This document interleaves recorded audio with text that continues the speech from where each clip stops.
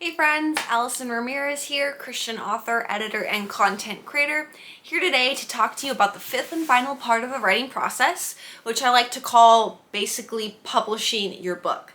So at this point in the process, you've dreamed about your book, you've brainstormed, you've done everything in the pre-writing stage, you've drafted, your book, you let it sit, you spent countless hours and days and months revising, you went through the editing process of your book, and now you're actually ready to publish it.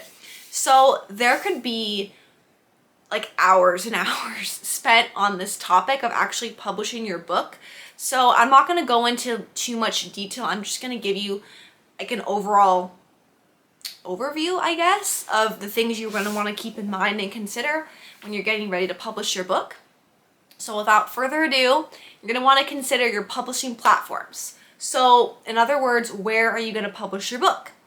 Amazon right now, Amazon KDP is probably the easiest, cheapest, and perhaps even the number one place that people will self-publish their books. So you're really going to want to look into Amazon KDP if you're just starting out. But then there's so many different other platforms. There's platforms called Draft Digital, there's Ingram Spark, there's Barnes & Noble, there's a lot of smaller ebook distributors like Kobo, Google Play, Apple Books, and many others. You can also publish your books through your website, depending on the plan that you've paid for. You can actually have people be able to go on your website and order author copies from you, and then you'll just sign and mail them to them. So that's an option. And you're gonna want to consider that. Where are you gonna publish your book? Second, you're gonna want to consider the launch day. So this is going to be the opportunity where your book's coming into the world for the first time. So you want to, be promoting your book, and you want to ask yourself, what is launch day going to look like for me? Like the day that my book releases on whatever platform or platforms I've chosen, what are the steps I'm going to take, in the days and weeks leading up to this release day? I actually made a video. You can check that out below. That's all about book launch tips. So if you're wondering what to do on the day that your book releases and even the week after and the weeks leading up, check out that video. But you're going to want to consider, the various promoting and marketing tactics that you're going to do on your book release day. And then third, you're going to want to consider your own personal author presence and your author brand. So you're going to want to consider, what type of book or books am I publishing? What do I want to be known for? What do I want my, basically, like, am I a romance writer? Am I a dystopian writer? Am I writing for children and adults? What's my message? What's my motto? What's my brand? And then you're going to want to consider, if you aren't already on social media, you have to be. I'm sorry, I'm not a social media lover myself, but you have to be at some level on social media if you want success with selling your books. So don't be on everything. Pick one or two favorites, but consider what social media platforms you want to be on, how often you want to be on those platforms. I'd say that's probably my third tip for actually publishing your book.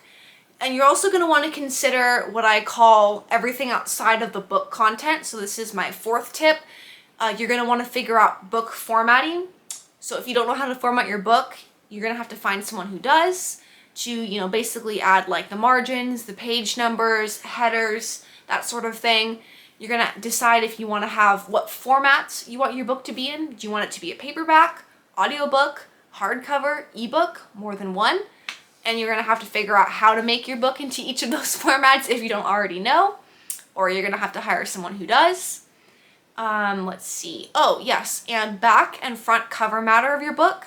So you have your actual content of your story or your book, but you also have things like your title page of your book, your copyright page. You might have a page at the beginning or end with, your social media links for people to check out, other books you've written or things that you've done. You're going to maybe have a dedications page and about the author page. So you want to make sure that you create all those and you add those into your book as well. And then I'd say my fifth tip would be figuring out the author business side of things. So if you're just publishing one book, you probably don't really need to consider this, but if you're trying to make this, you know, a serious hobby or even a career, you're gonna have to figure out, you know, like the whole logistics of like taxes, and you know, you're gonna have a separate bank account for your books. You know, how are you gonna file at the end of the year? Or how are you gonna keep track of all your expenses?